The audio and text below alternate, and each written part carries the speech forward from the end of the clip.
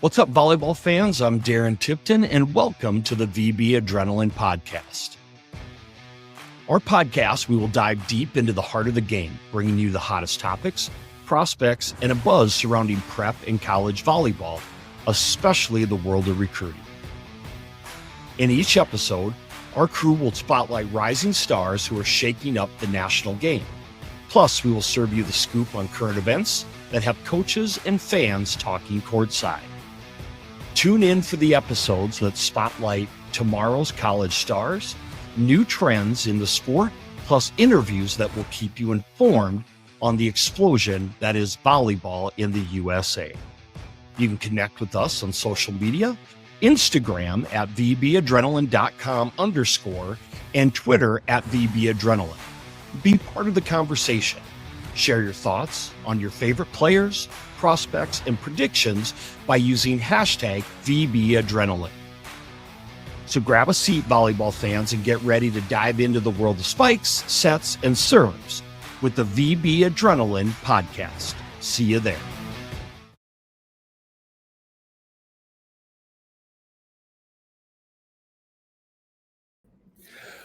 All right, everybody, Darren Tipton back again, and I say this every time, but I watched that intro video and saw a couple of those ladies just last night making huge impacts on the Division I stage in Texas, and crazy. We picked some good ones a couple years ago when we launched this thing, and from the highlights we got our first year live doing this website and doing our recruiting coverage, and to see them now, they don't look like that. They're more powerful, they jump higher, they're taller, and they're more physical and doing big things. But it's great to watch them a couple years ago and watch them now. So every single episode that we watch this thing, just shake my head in amazement. But we're back again for another episode of the VB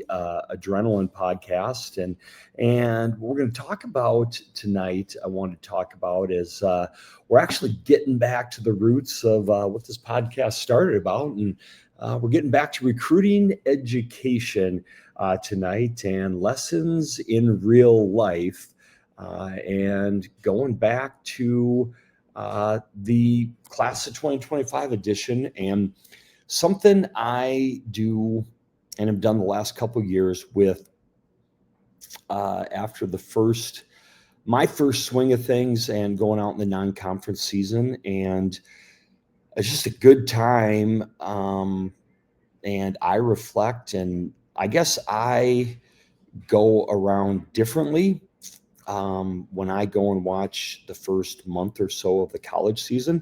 I look at things differently because my job's different than most people in volleyball. And yeah, I watch the matches and I enjoy it, but I make no bones about it. You all know that I'm not a volleyball expert. It's not what I do.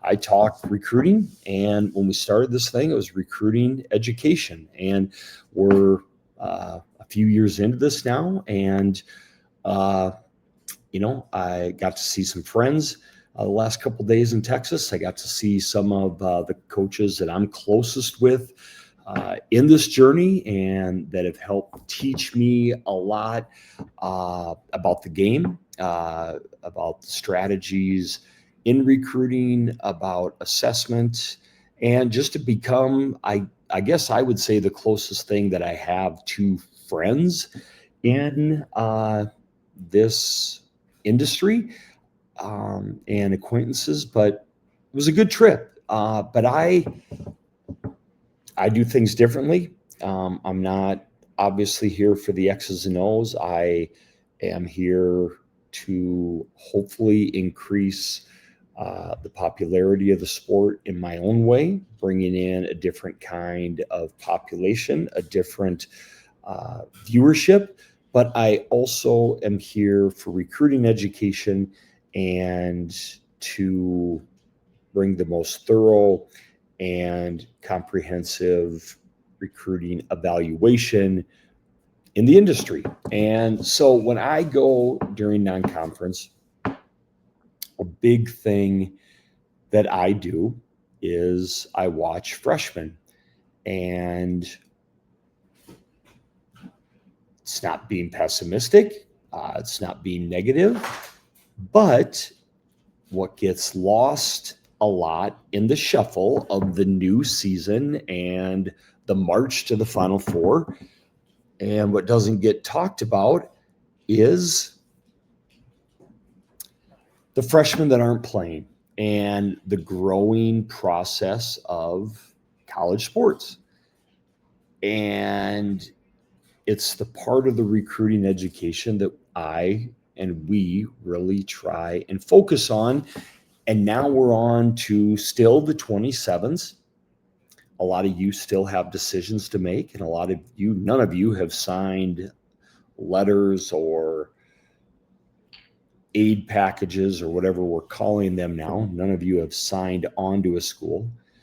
2028s are getting ready for your big year. 2029s, I'm telling you, if you're doing it right, you are starting now to educate yourselves. 2030s, we're getting ready to add you to our list. It really is too early for anybody to be ranking you, even though everybody else does. But it's not too early for you to start educating yourself on recruiting. And so that's what this episode's about, is starting to talk to you about the 2025s. Excuse me, so let the dogs out. Is starting to talk to you about the 2025 class. And we move on with watching college volleyball and the March to Final Four, but we forget about this freshman class and what we kind of told them and talking to them through the process. And now what has really happened? Who's playing? Who's not playing? Who was told they probably would play? Who thought they would play? Who picked the correct school? Who maybe didn't? Who thought they did and now think they didn't? And so that's what I look at. And maybe those athletes that I talk to specifically and ask them some questions that recruits in volleyball haven't been asked before. And it was uncomfortable. And people haven't been asking them before, like, what kind of hard questions are you asking coaches? Why are we committing in one day? Why aren't we taking more time? I understand you're being given a timeline, but are you really doing your research? Are you sure you understand who that coach is? Are you sure this is the school for you? Are you sure you completely know this program? Are you sure going to camp for one day gave you a true picture of the program and what it was truly like? Things like that, right? Do you know what the coaches are like behind the scenes? Because camp isn't a true reflection of what the program's like, things like that. And so this was our first real class to dive into and start talking about those things. And so throughout the last 3 weeks, I guess, as I've gone to matches, I've done a lot of just watching athletes. And there are some that I know were expecting to be playing, and y'all expected them to be playing, and they simply are not. And every fall it happens, and I've been doing it for a couple years now. As I look back at what other people had as their rankings and their predictions of freshmen to make an impact, and people we did interviews with, and I just watched them on the sidelines. And I'm watching for body language. I'm watching for facial expressions. And I'm simply wondering now what they're thinking. Okay? Because it hits you And I'm thinking back to these conversations we had with them, like, would you rather ask those tough questions now when you're a sophomore in high school and have it be a little bit uncomfortable? Or would you maybe rather take another couple weeks in your recruiting process and have your quote unquote dream school that you really don't know if it's your dream school or not? Would you rather have them move on and really pick the correct school for you and have it be a little bit uncomfortable then, rather than get to this point now as a freshman and you realize you have 2 or maybe even 3 people in front of you, and some of these athletes now are sitting for the first time in their life, and they're looking at a year where they're not playing and maybe 2 years where they're not playing, and they have no idea what's happening,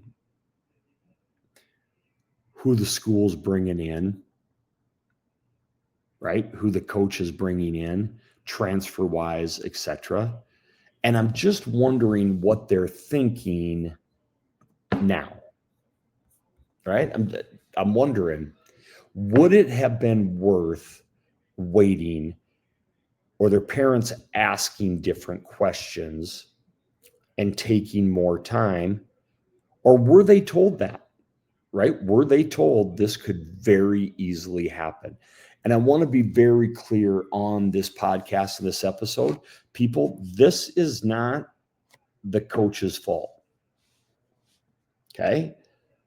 I've also been very, very clear. The coaches are salespeople in the recruiting process. Remember, the greatest value in volleyball history that was underutilized was Mac and I's straight talk recruiting, that way more people should have taken advantage of. But the analogy that we gave was the ice cream cone on a 90-degree day, right? And everybody in the outside world looks at, oh my God, you're this Division I athlete and you got this amazing gift. You're going to get to go and play Division I Power 4 volleyball. How lucky are you? You get everything. It's amazing, right? You get to go and play at school X. Maybe even it's got a big famous logo on it. That's all they see, right? On the outside. They don't see all the junk that might come with that, and the hard work and the sacrifice and the 5 a.m. morning lifts and, you know, the rear end chewings and the film and everything. Okay. And the coach, they just need to get you there. I'm telling you, they just need to get you there. When they get you there and August starts, you're a number of a team. A worry about next year. When August starts, their job's to win a national title. Okay, it really is. And I talked to all my friends and, you know, I've talked to parents about this, like, well, my daughter's not playing and doesn't feel like she's getting, the love and the attention of coaches. And I'm like, hold on. Hold on.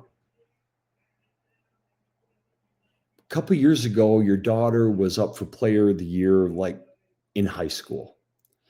And your daughter is one of the top ranked programs in the country in high school. She's a senior, right? And remember, you're chasing her all around these big time high school tournaments, right? And you were into it. Am I correct? Yeah. And all you're worried about was winning like that national high school title, right? What would you have done if there was some freshman who kept coming up to the coach and complaining about playing time and distracting the coach, complaining about her playing time like 3 weeks into the season during your daughter's senior year?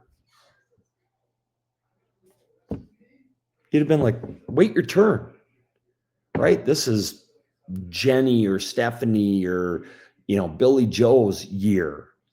You got your turn, right? Like, we're worried about winning the national title. Your turn will come, right? Like, you just practice and that's your job now. Am I correct? All you parents that, you're seniors now on the high school team, this is your time. So if some sophomore, freshman, or eighth grader was complaining about, I'm not getting enough reps, right? Coach, what can I do to play more? You'd be like, whoa, whoa, whoa. And this is hard, but we got to stop that and think about it. Technically now that's your daughter on a different level. They're just the one not playing, right? And that coach and whoever is playing, that's what they're worried about is the next title. And it doesn't mean the coach is a bad person, right? Or they dislike your daughter, or they hate your daughter, right? They lied to your daughter. It just means right now your daughter's not playing. And their focus is Florida or Georgia Tech or Michigan State or, right, Denver or whoever it is, Boston College. That's their worry now. And then when they get done with Boston College, their worry is Penn State. And then it's going to be Michigan. And then it's going to be Minnesota. And it's not that they lied to your daughter, right? Does that make sense? And we get so caught up because your daughter has never been the one that hasn't played. And it's so hard to realize that you would ever be the one who's not playing. But right now, it's some of these 25s. And they're like, what do I do? I don't feel like I'm helping, right? It might not be your job to be the one on the court. It might not be your job to be the one who's leading practice. And as hard as this may sound, there may be girls on your club team or your high school team that would be like, hey, we did that 3 years ago. Right? Like we did that for you during club and we accepted our role. I did that. Right? It's your turn. And whether you believe it or not, the coach sees somebody better than you in that spot right now. So 27s, 28s, 29s, what I encourage you to do is start doing your homework. Don't wait until that June 15th to sit down with the coach. When I talk about your top 10 list, start making notes on that right now. Don't wait for the world's greatest recruiting coordinator to help you. Help yourselves right now. And parents that are listening to this, you're doing homework now. Okay? Especially if you're fortunate enough to be in that amazing USA Volleyball NTDP program, you have connections. You can reach out to any one of these freshmen and ask them. And just say to them, what happened in your recruiting process at school X, school Y, school Z? And just say to them, is it what you expected? Is it what you were told? Were you told transfers would be brought in? Were you told they bring transfers in? Was a transfer brought in ahead of you? Did you know about that? When it happened, what were you told? It's tough, but this is life. It's a job. It's a business, okay? We've been saying that for a long time. Don't wait. 29s seems like a really big decision, right? Well, guess what? Division I volleyball is a business now. And again, it doesn't make the coaches bad people.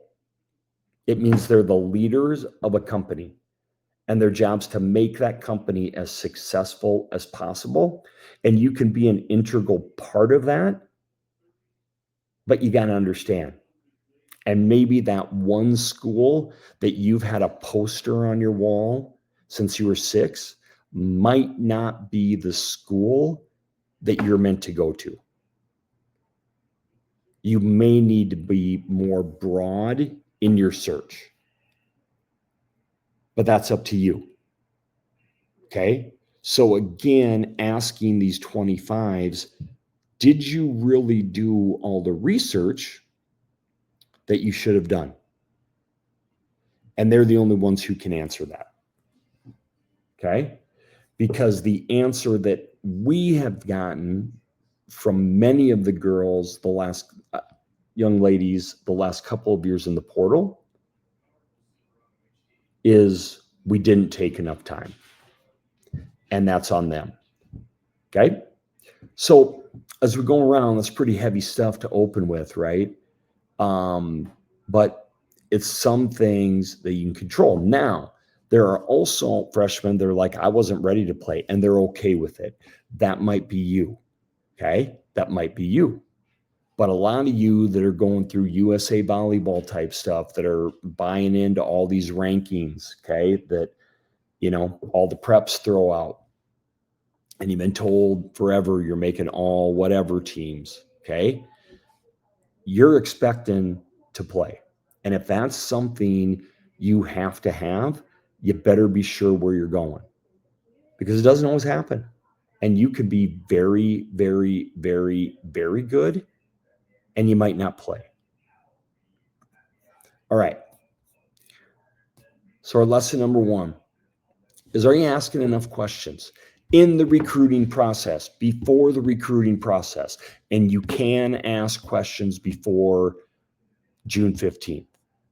If you don't know, ask somebody. All of you guys with amazing recruiting coordinators who do all this work for you, ask them. That's called advocating for yourselves. Okay. I hear everywhere I go, I've got the best recruiting coordinator anywhere. Well, use them. Okay. Use them. Ask questions. You got a question about any of those things? Does this school, I really like them. Do they bring transfers in ahead of the people at my position? Ask them. Have them ask the coach. Okay. Get a recorded answer too. Don't count on your recruiting coordinator. Just trust them. Okay. Believe it or not, some recruiting coordinators have relationships with coaches, right, that may go beyond your 1 year of recruiting. Get recorded answers. Go deeper. Take it personal. It's your recruiting, not their recruiting. Ask questions. Don't leave it up to them. It's yours. Okay. Be diligent. 29s, I'm serious. Get serious and start doing research now. Watch these matches. Okay. Learn how the coaches behave. Is that somebody you want to play for? Right? Start listening to these press conferences. How do they act? Okay. We give hints all the time in our coverage how we're treated. Okay. Does that matter? Might not matter to you. It might matter to you. Okay. You decide. All right. Okay. This is the class, these 25s, that they kind of took their time. Next year's class is the class that decided in 7 minutes. All right. These guys, I think there were like 30 some that committed on the first day. By the end of the first 2 days, there were about 75. Okay. So they took a little bit more time than next year's class. It took a little bit more time. Still not enough, but they took some time. All right. So they thought things through a little bit. And here's just the reality that everybody wants to talk about the ones that play as freshmen. It's really hard. Okay. And a lot of you aren't going to play as freshmen, but if that's a deal breaker, then you better find the schools where you have an opportunity. And there are schools where it happens more than others. Okay. But you got to find your lane. You got to find your level that we talk about. Okay. And you got to figure out, are you going to a school that has the prestige level of your talent level? Okay. And you got to get rid of your pride, right? We've rated like 12 total diamond level recruits in like 3 years. Okay. So you got to get rid of that, right? You're not going to be a diamond level recruit, and schools got to get rid of that too. You're not going to be a diamond level school. All right. And you got to find the right match. If you have to play right away, and go search those guys out and find out if it's a fit with the coach. Okay. Yes. Coaches treat you better. Yeah. There's things you find out when they get there. But as hard as it is to believe, a lot of that is on you and your parents and your recruiting coordinator if you don't know what the coach is like before you get there. That's on you for not doing that homework and finding out what the personality and the culture of a program is truly like. Okay? It sounds harsh, but it is. You didn't do your homework, right? 29s, you got over 2 years now to start doing it. Don't put it off until next May. All right? 28s, you should be getting after it right now, right? You should start to have an idea of where you're at, your level. If not, sign up for a player profile and we'll start giving you ideas right now. We've never not helped a kid that wants help. All right? Playing at Division I, it's hard. Okay. And again, this sounds weird, but nobody is entitled to the reps on the court. Okay. And we'll look at Louisville right now. And we're going to talk about just an amazing story, freshman story. Case in point, there in their middle, I love how they communicate. I love how Nebraska now is communicating with DBK, and I've talked about those programs a lot. Why? Because they communicate with me quite a bit on how they do things. It helps me explain because I understand how they do things, right? And everything is spelled out. I made a tweet last night about Cam right now, the bro at Louisville. And in the spring, she laid it out exactly what she needed to do to earn and then to keep the libero spot at Louisville. That's communication, right? If you're somebody who needs things spelled out, that's a program you need to go to. There's nothing hidden there about playing time. There are no secrets. They're not walking in someday and some big mystery rotational, starting lineups coming out of nowhere. The athletes know what it takes to play, and they understand that. Now, they may not always like it, but they understand why you're playing and why you're not, right? And Cam spelled that out to me exactly what she needed to do, and she also explained what she would need to do to keep that. And I think most athletes can wrap their head around it and they can accept that. What they can't accept is one day you walk in and then all of a sudden one day you walk in and you're not playing and you have no clue why. But you better understand how a program operates if you're going there. And if you don't deal well in one situation, you better not go there. But again, that's on you. Did you ask those questions before you committed there, or did you just commit to the school colors and the logo because you saw them on ESPN one night? All right. But you're not entitled to those reps, no matter your class, right? No matter what state you come from, no matter what club you played at. Okay. Most places, it doesn't matter like who your parents were. That doesn't get you. Most places, right? You're not entitled to that. These coaches are coaching for their job. And 90+% of the time, you've got to earn that. Very, very rarely are there politics in college volleyball. All right. Moving on. Lesson 2. What story are you getting told in recruiting? Okay. And again, it's a sales pitch. We've said it for 3 years. Whether you listened or not, we've said it. And it's that way in every sport. It's recruiting. They are recruiting you. All right. You ever have those National Guard or Army or Navy or Marine recruiters come through the high school? You think they're telling you what the Marines are really like? They're recruiting you. Okay. They're recruiters. They're giving you the best absolute possible scenario of their situation. Okay. That's what coaches are doing. Again, okay, straight talk recruiting. Greatest undervalued episode ever in series ever in volleyball. Okay. Back that I talked about, they're the sprinkles on the top of your ice cream cone. And you gobble them up right away, and you think the entire ice cream cone is going to have those, and they just don't. So what story are you being told? Okay. When I go to matches, I'm looking and I'm checking out their body language and the faces. Okay. And I'm realizing, again, like I've talked about over and over, it's not the coach's fault. Did the athletes do their research? Okay. Okay. What is their job on this team?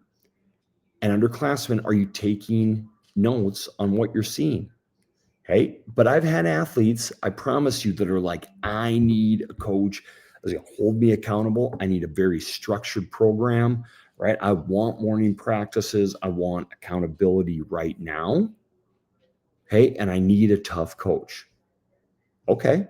Great. Somebody else who I need a little less structure, a little more flexibility, right? I need to be a little bit more loose. Great. Okay. But you better make sure that they're really like that, because again, their job is to get you there, right? Their job is to get you there. Once they got you there, then you're theirs. Okay. At least for that season. And I tell a story about way back when I coached, and we used to have a thing. There was like an NSA, and it was a lot of the times it was JUCO kids football. And this binder was like this thick. And when you're an NAIA school, and you got to fill a roster of like 115 guys, and you start out in small town North Dakota, coaches are like, we'll take anybody, anywhere from a JUCO. And so that was my job, get junior college players so the coaches could close them. And we had a horrible track program. And I laugh to this day when somebody signs to do 2 sports. Because here's another trick. Like 1% of them end up finishing their career doing 2 sports. Go back, look it up. Okay. Somebody, I apologize, somebody just committed like 2 weeks ago to do 2 sports. God bless them. Maybe they end up doing it. But you pull off basketball and volleyball, you're superhuman. Okay. Just gonna tell you. And so our coach would be like, I'd be like, coach, they want to come in, they want to run track, play football. And coach would be like, just get them here. Right? Coach would be like, you just tell them anything you want, you just get them here. Once they're here, we get them through the fall in football, and then come December, they'll figure out they can't do track and football. Now, sometimes they go sprint, right? Run 100, 200, and then fine. But what they figured out was when they were in a position battle, okay, they had to make a decision, because coaches had a way of saying, oh, you missed those 2 days and the guy you were competing with didn't? So then after a while, if that guy really wanted to play, usually he quit track. I'm just telling you, that's how it worked at a couple places. Not everywhere, okay? But it's a trick of the trade. So we had this thing that is called like, just get them here, right? I coaches to say, whatever, yeah, play. Okay. I remember there was a girl from my hometown. I think she's still playing volleyball, but she went to, was it Louisville a couple years ago? You're going to play 2 sports, basketball, volleyball. Basketball, volleyball. Just get her here. First year, redshirted volleyball, didn't even practice to play basketball. Whatever. Didn't play. End of the first year, basketball coach is like, she's not playing basketball. Quit, whatever happened, and then she was full-time volleyball. By the end of like the second year, she transferred from Louisville, didn't play volleyball there either, transferred to another school, finished out her career playing volleyball somewhere else. All right. So what I'm saying is, what story are those coaches telling you, okay, to get you there? Hey, yeah, you'll come in, setter, we'll run a 6-2. Never ran one before, but we'll run a 6-2. We get on. Yeah, we had a really good setter before, but we'll figure out a way to get you in. In football a lot, it's like, we're going to put a little package in for this quarterback. Yeah, I know we had an All-American quarterback. Yep, he's got 2 years, but you're going to come in. Used to be, we'll redshirt you, right? But we're going to put a package in. They get you there. Where was that package, coach? Listen, shut up, be the backup, tough, right? Doesn't happen everywhere, but it happens. What story are you getting told? Okay. Another one. You go somewhere, everything's great. Hey, you're going to be the backup for a year. You're going to learn. We're going to put some weight on you. You're going to adjust to college. We're going to get your timing down as a setter. We're going to work on your location, your accuracy. Oops. They bring in a transfer with 2 years remaining. Now, all of a sudden, you have somebody who had been at a smaller school. They're all conference, maybe player of the year, and now they're ahead of you. Was that told to you? I don't know. But you would sign. These are things that happen. You go back and look at the history. Now, you may have had a perfect experience, which we're going to talk about. That's another thing to tell people. That's another thing to research, okay? Because most of these programs have, right? They have stories, okay? They follow a pattern, okay? But you're the ones that need to look at it, okay? You just need to look at it. Now, here's where we get into this. Lesson 3. All right. In lesson 3, and I've talked about this, and we talked about this in the series as well. You got the experience of playing in a blue blood program. Blue blood, like a basketball term, the traditional logo school versus playing time. I love Vanderbilt's saying, you want to be next or you want to be first, right? You want to go somewhere and do something that people have done 15 times before, or do you want to be that person that is first, right? First outdoor game, the first home match, the first win, the first NCAA tournament bid. First NCAA tournament win, the first SEC win, like they're preaching that. And these athletes now, what do they sacrifice? A year of no competition, like training for a year and a half? Yeah, that probably wasn't the most fun, enjoyable thing in the world. But they're already have accomplished so many firsts. They will be remembered as the first. You go to school X, hey, you just won our 43rd conference title. Woo! Right? And you got beat in the second round of the tournament. You're known as what? And I get that. Now, you also went to the program and you probably got like 18 pairs of shoes the first day you walked in. Pretty cool. Right?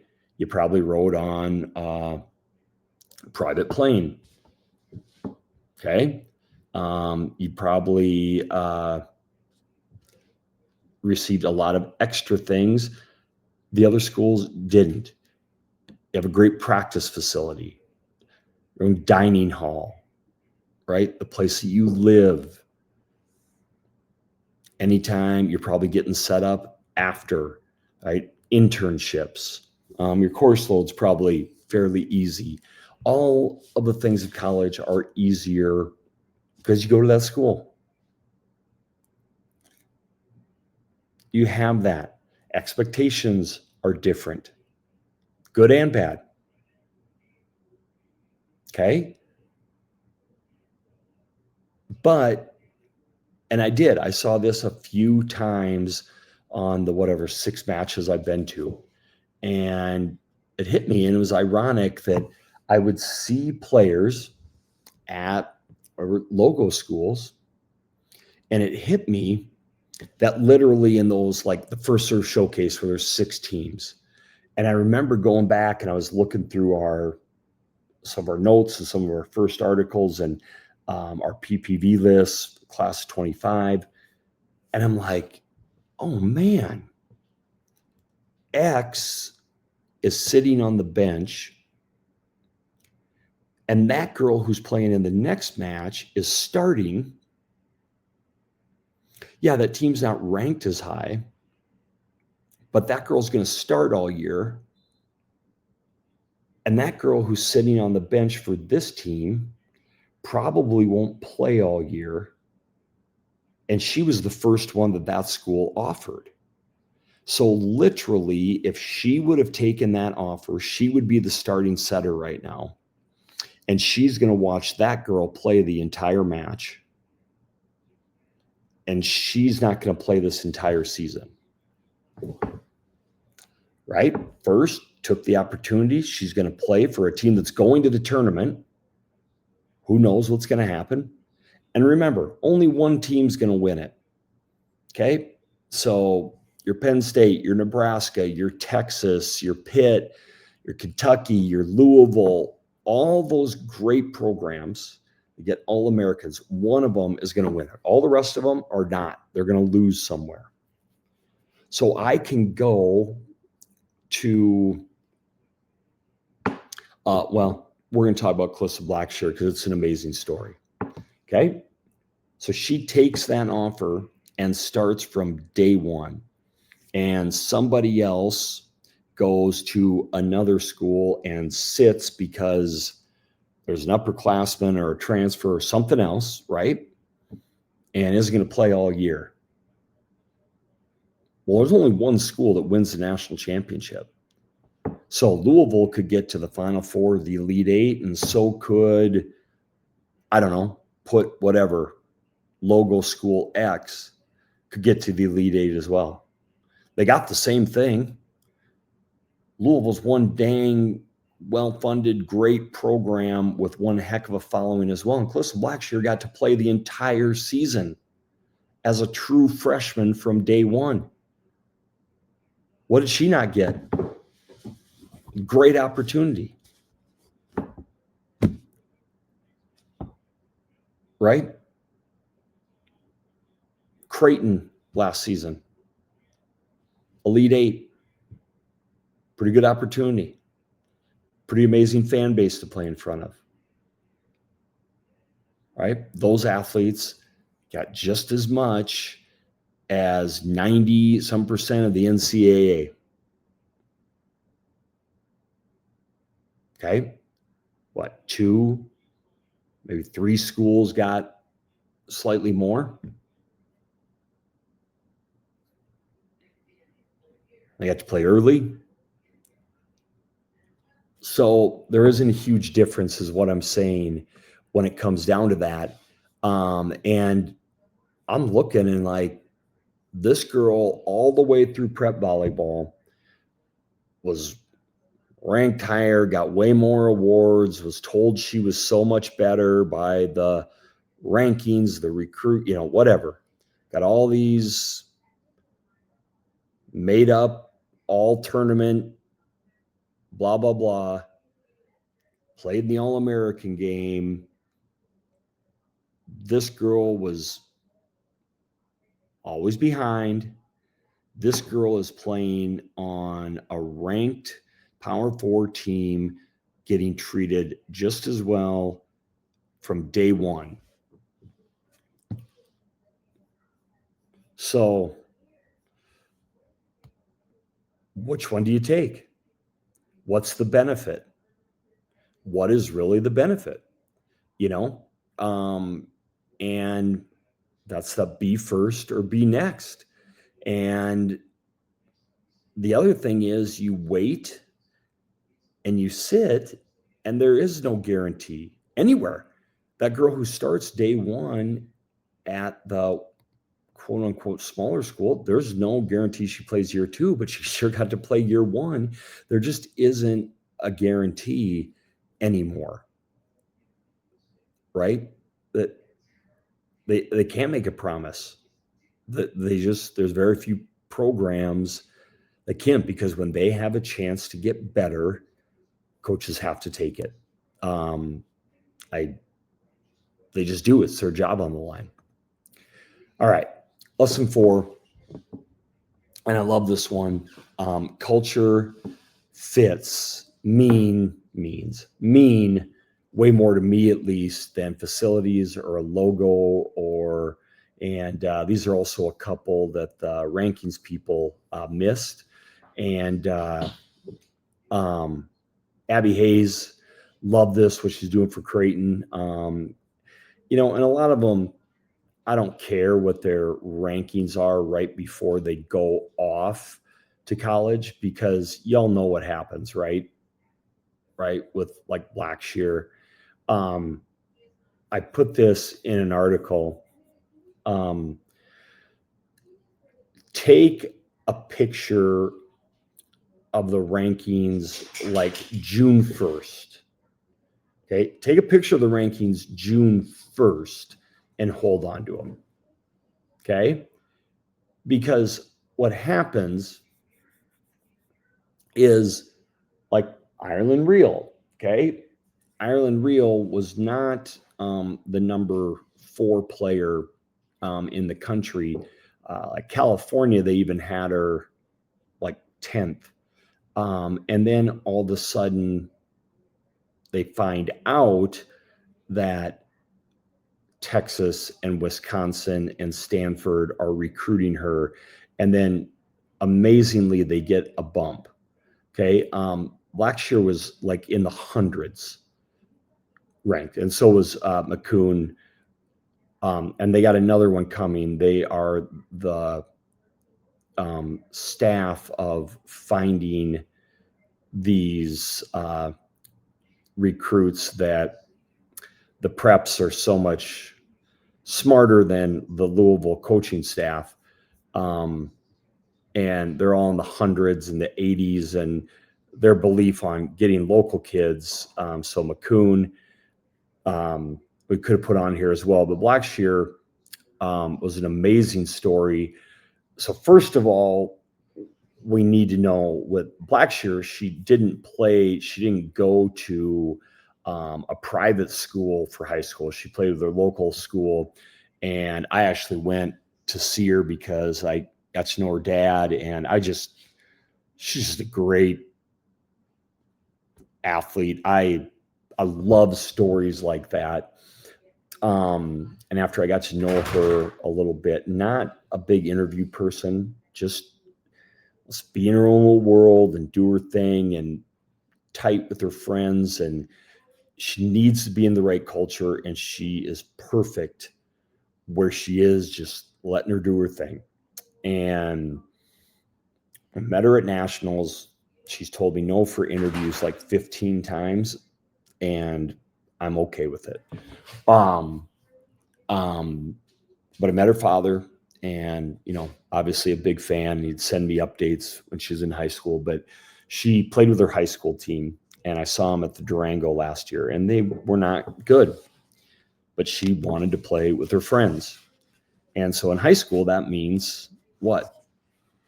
She didn't get any favors ranking wise in high school. She didn't have stats.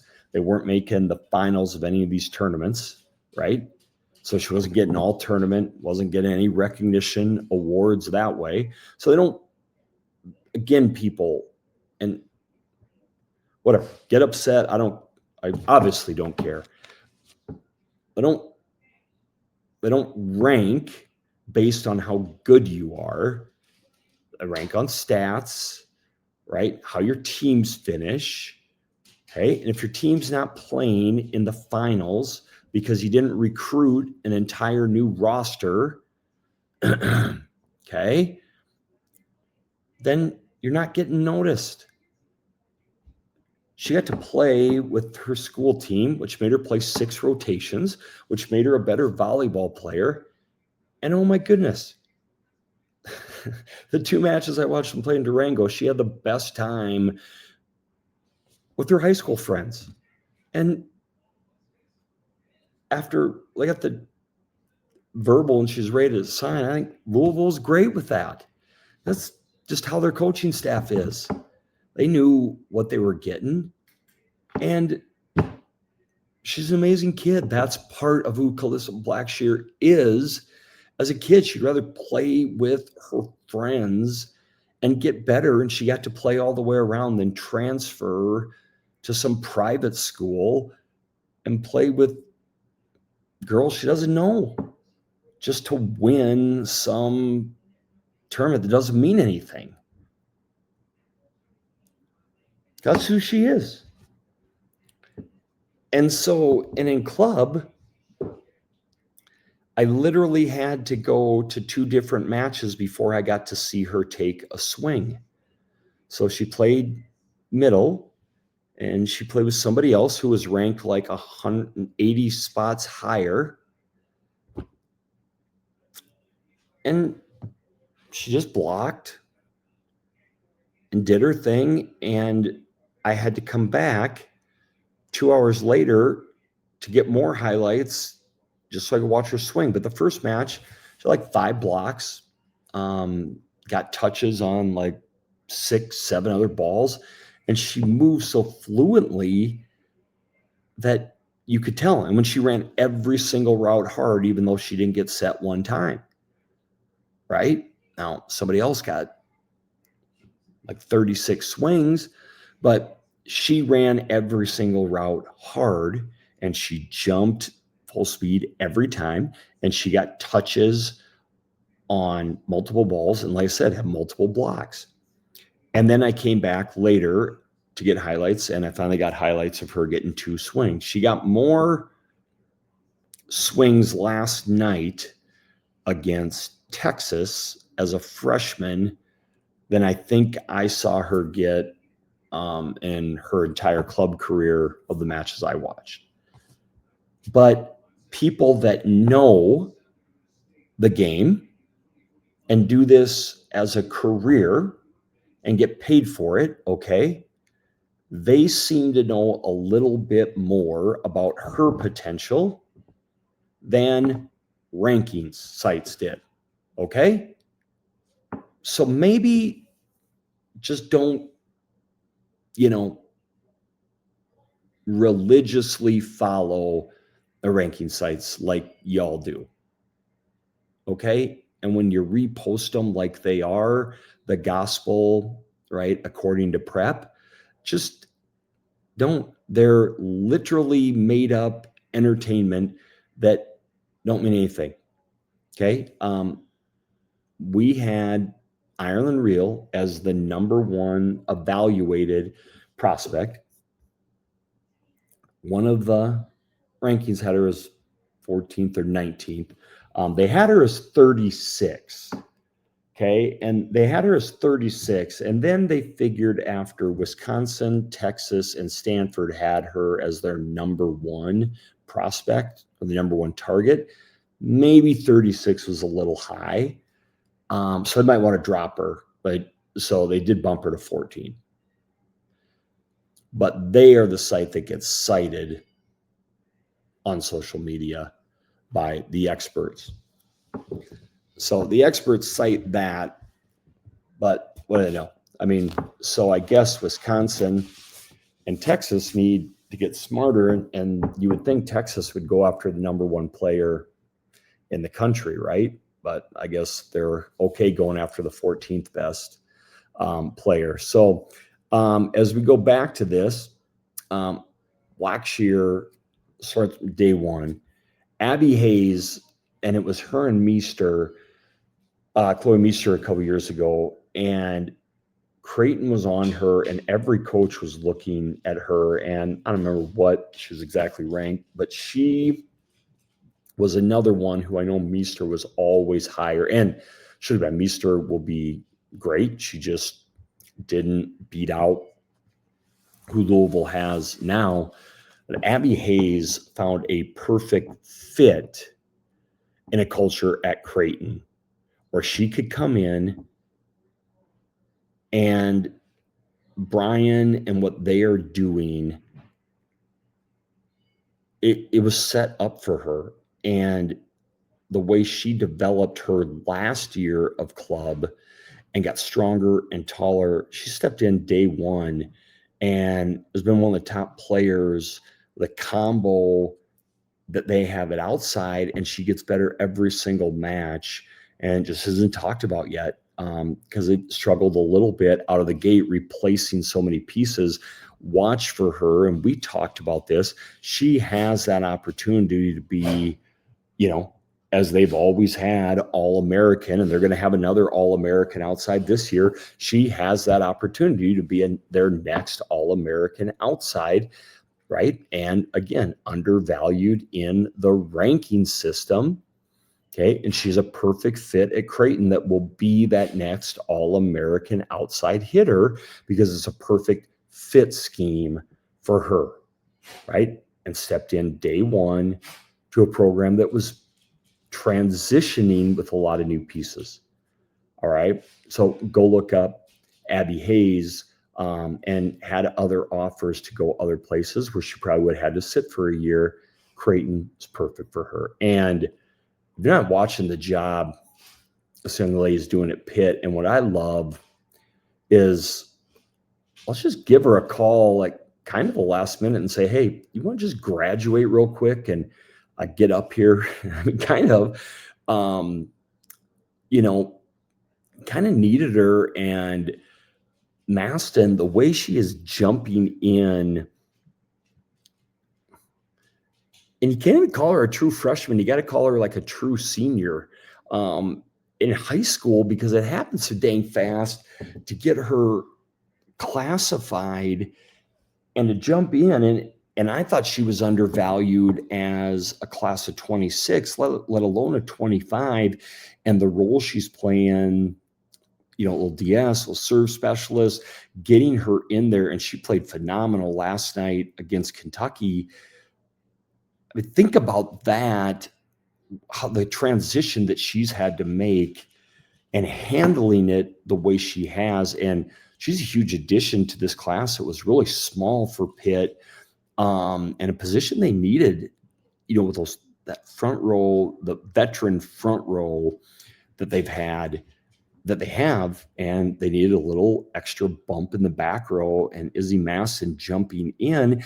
But look at those programs, Louisville, Pitt, Creighton. They've done it with role players that have stepped up huge, undervalued by national standards, and their culture fits that end up being great players. So again, prospects, look at players, look at programs like that. And yeah, I've talked about these three programs a lot because they've allowed me to see inside. Never told any program I won't talk to you and learn about you. Okay. But they've let me in and let me understand what their program's about. But they've all grown because they've taken athletes like this and put them in the perfect culture. Okay. And these logos, okay, the bird, okay, Pitt, the L have gotten a lot bigger because of the culture fits, and they're very distinct cultures, but they get the right kids and they make it work. And so I think that's really important, that they may not all be 5 stars or whatever those sites use. They might not all be top 10s or whatever they call them. Okay. But they're perfect fits, and they should be. And these great coaching, evaluating coaching staff see that, and they know enough not to pay any attention to rankings, okay, like I've sarcastically said now for a couple of years, okay, they don't look at them, parents and athletes, so you don't need to either, okay? They don't look, right? When Mesky and Chamberlain and Fish, right, and Brian and Izzy, when they go out in January, they're not going to load up the newest edition and say, oh, our big board's all wrong, we better adjust it, right? We're not going to go and look at, Blackshear, we're going to take her off our list because she's 100 and something. They just go stick with what they know, right? And so athletes, you just do your thing. And if you're good enough, the coaches will get you, but they put them into the right culture, okay? But athletes, it's knowing what culture you fit in and what is their true culture, okay? And you ask around, right? Because what do we say? Every program will use the word culture, but what is their true culture? All right. Well, in this episode, anyways, with just a few college notes that I've noticed and whip through them quick from this last weekend and just in general. And these are mine.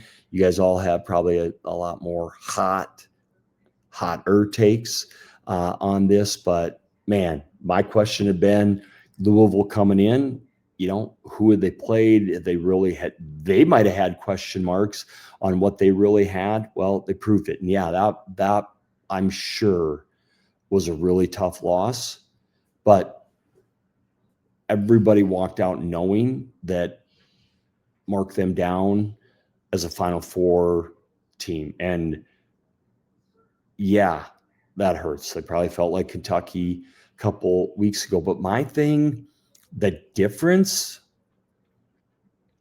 with that, and I was at both matches. I was at the Kentucky-Nebraska match, and I was at that match last night. There were a couple times Louisville got kicked, but they came back, right? And yeah, they had the lead in the fifth, and they let it slip. But they had other chances, and they fought back, right? Losing the fourth and then getting up in the fifth. And we're going to talk about Texas, but Louisville battled, and Texas had so much more if you just look at athlete across the board and height, that Louisville was scrapping and finding any little crease, any angle, any adjustment they could to get around through rolls over the top, anything, keeping balls alive however they could. They just scrapped. And I love it. It was two completely different teams. And it was an amazing match. If the NCAA could take that and put that in December, they would take it. And it was awesome to watch. So Louisville's got to be pumped. And yeah, you don't ever like to lose, but that was an awesome match. An awesome match to watch. And Kara Cressy, man, wow. Shouldn't get talked about near enough, but let's remember she's a returning All-American, and you better mark her down as an All-American right now because I think she earned it last night. So next thing, ACC, take a bow. I know SEC likes to talk a lot. And we were in SEC country last night, so they were talking, but ACC, take a bow for winning that thing. What a great event too, by the way. And I didn't get to see it, but I watched some highlights on YouTube. Great job, ESPN, with the pregame and the in-studio show, running that and with having some guests on. Big step. I loved it. Congrats, ESPN, and just great event overall. ACC, congrats. Hope there's a traveling trophy. Hope there was a little bit of smack talk on social media today between the conferences. And ACC, I don't think your football conference is ever going to do it. So volleyball, congrats. You earned it. Texas, listen, I don't care who in the country doesn't like them. This team is different, much different than last year. I didn't like watching last year's team at all. This team, chemistry and grit, I don't know talent-wise. I mean, they had a ton of talent. I think they have more than last year, and they are so much more fun to watch.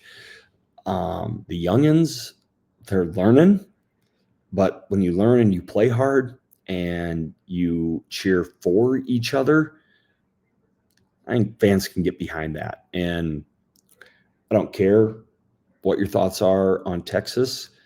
There may be fans around the country they're cheering because these guys play hard. And there aren't egos. There really aren't. I've watched them a couple times, and they just play hard. And they are not cocky, and they just aren't. And you'd be surprised. I know everybody likes to have a certain opinion of them, but you'd be surprised what team is a little bit more arrogant and cocky than Texas. Texas just plays hard, and man, they're together. They got great chemistry and grit to pull that one out. They've done 2 of those now. Just you give them some credit, and the coaches. It's fun seeing Ben there work his stuff, and David with the defense, and they're gritty. So you guys keep it up. It's fun to watch. Both those teams were fun. Pitt, I think their coaches would say just keep doubting them. Keep picking them to get swept. They're fine with that because that was, I don't know. It felt like they were the better team by a lot last night. They looked more physical. They looked in control. Brie Kelly, man, she was kind of bringing back that meanness, that little bit of that bulliness from last year, a little bit with her cheering. And I love the way they're fitting in new parts. Just make no excuses. Go out and play. And Olivia Babcock is for real again.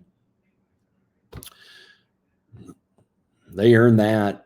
And like I said, they're fine with everybody just continuing to say they're not going to be any good this year. They're perfectly fine with that. So congrats, though, to Pitt and to the coaches and to those returners and to those new pieces that are just – they're Pitt. So Kentucky, I'll let Hunter talk about Kentucky, know what it is.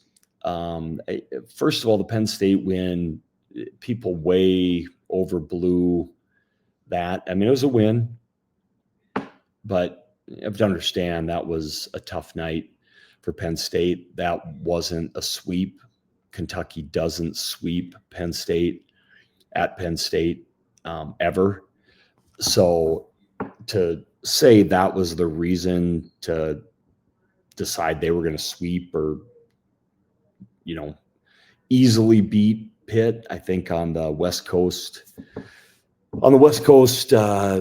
volleyball page, their prediction was like 86 to 14% pick Kentucky. And I don't know, they're good, but I don't know. And it's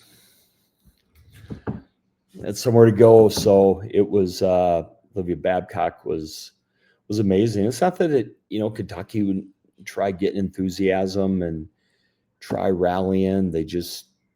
Pitt was just a lot better. Just were a lot better. So and then SMU, man, say they're young. They're young, but they're good. That was they never gave A&M a chance. That was over quick. My first trip to SMU, that Moody Coliseum is a great place for volleyball, with the suites and the coziness of it. Just over 5,000. I mean, the way they're doing it there, I don't think that's going to be big enough for very much longer. They got it going right, and I'm glad we launched that site there already. Just, you talk about the little things. We launched that site with one article on it, and two of their admin already retweeted it for us, and just they're just doing little things. They are committed to winning. They have talent, and they go to Kentucky now. We'll see how they do on the road, but they're a talented young team. So, and they definitely want respect in the ACC, which now looks like a very, very talented conference again. And the not so Big Ten, when you look at it, Nebraska is obviously the best team in the country. And now with sad situation at Penn State, that's going to be a tough thing there. I think they still have talent, get things going, but it's just not going to be a championship contending team. Wisconsin struggles. Minnesota injuries, and you don't have it. Purdue down. It's not a good conference this year, and it lacks the bravado that Big Ten fans like to think it has. And so we'll see. That could be a interesting year that Nebraska very well should go undefeated now. And actually without much being tested, because they are dominant and they are focused. So I would expect them now to go undefeated with the way it's looking, but I haven't watched much Big Ten since watching Nebraska and the versus Kentucky. So, and Penn State, I guess I watched Penn State Kentucky match. But player of the year, I really thought coming in, I had texted quite a few people and said, am I wrong with Brooklyn DeLay coming into the match with Pitt? But I've always said the biggest test is head to head, and Olivia Babcock was the best player in that gym last night, to me. And I didn't think it was close. Brooklyn did some things, but you carry a team like that, to me, that's a big deal. Winning and being the dominant player, to me, and boy, she was not stoppable. She was not stoppable for Kentucky. Did not have an answer. And so Olivia Babcock, to me, still is on top. I think Brooklyn is very, very, very good, and would still be second.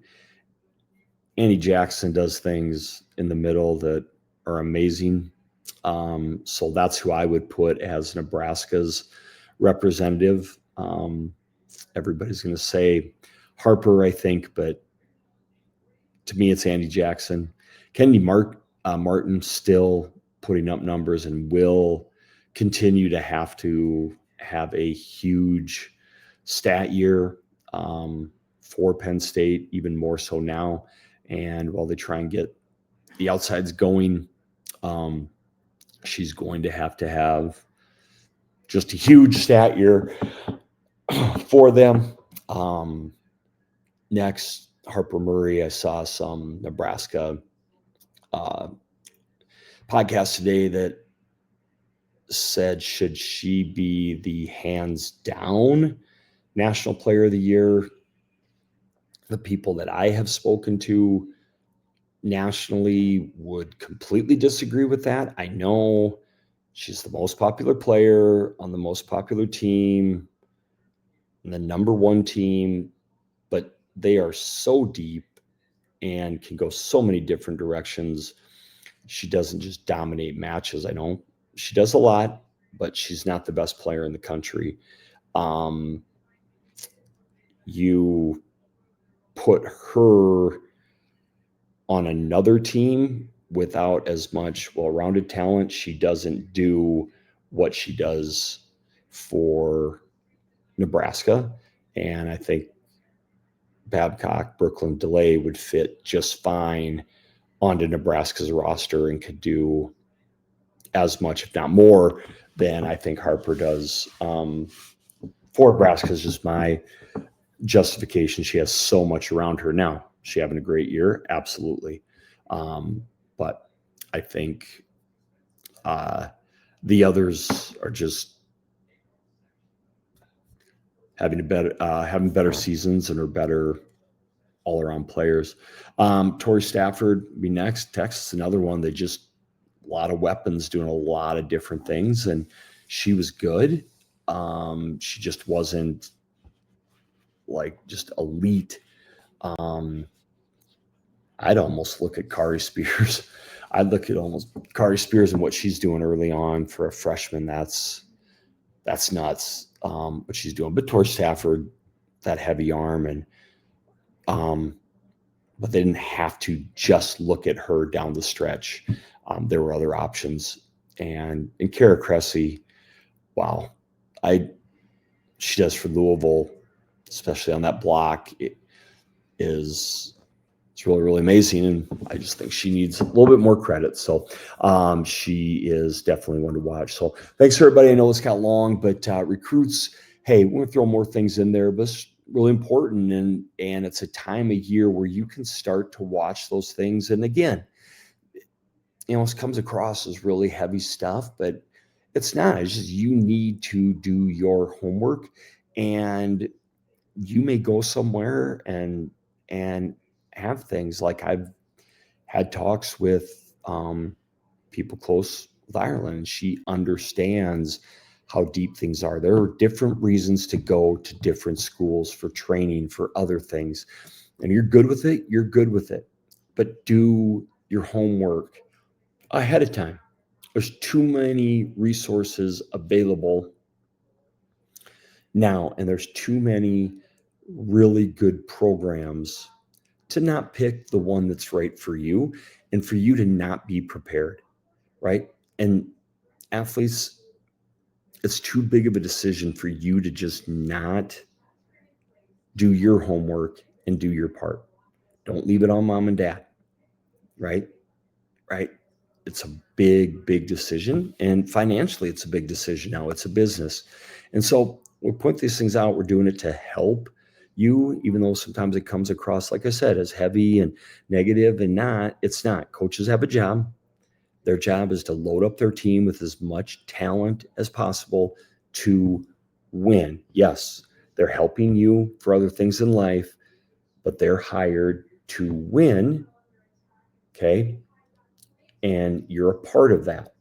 You get benefits as well, but you're a part of their program. So understand that. And it's hard when you're young.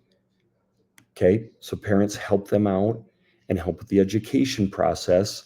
Okay. And let's all just take our responsibility in this. All right. And as I leave you, I want to show you real quick, because I am very proud of this. This is our, get rid of this. This is our rankings. And I want to show you guys, because we talk about this. These are our rankings. When we talk yesterday, this is how they change. Okay. So right now, we talk about this every time there's a commitment, these change. We don't have to make some big announcement, okay, and update them every like 3 months, right? Ours change up to the minute. So yesterday, this was at like 2:15 p.m. Okay. And you notice this. And then at I believe it was 216. Now watch. Okay. And then there was Texas, and they're hanging in there like at 195, right? And then we pop it in, and then when they change, right? So they go up to the minute, and they automatically change, and so Texas goes to like seventh. They move 9 spots in a minute because it's all programmed and it's based on the PPV numbers. Right, so I don't have to have any bias. We just type in the athletes' PPVs, and when they go in, the rankings change. Right, so we're taking out human error with that. Now we bring that up because we're getting ready to do a little project, and in the future we're going to have our top 150 of America, and so we're ranking, actually putting out rankings according to our PPVs of the top of each position, like a program would, ninth or freshmen through seniors. And then we're going to have the top 150 evaluation freshmen through seniors, regardless of class. So we're going to mix them and release that position by position. And then we're going to release that entirely. So 150 up to number 1, regardless of class. So class of, what would it be? 2029s, all the way up to 2025s that are 2026s that are just getting ready to go off, our seniors right now. So as we do that, we are going through and updating our PPVs here and doing a pretty good overhaul. So the classes will slightly change here in the near future. So be on the lookout for that. And then we will be releasing our top 150 of America here, hopefully in the next week or so. So be on the lookout for that. And one last thing, we are on our way out to Vegas next week for our Champions Challenge next Thursday. And then hopefully stick around for a little bit of the Durango Classic out in Vegas next week. So thanks, everybody. And we'll see you next time for the VBAdrenaline podcast.